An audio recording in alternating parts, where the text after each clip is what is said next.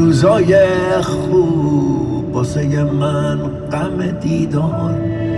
تو برو خدا و همراهات برسی به آرزوهات. منم اینجا تک و تنها دلخوشم به یاد چشمات. آرزومه که نگاهت بشه روشن به ستاره، به تاب ماه توی شبهات، به تاب بازم دوباره.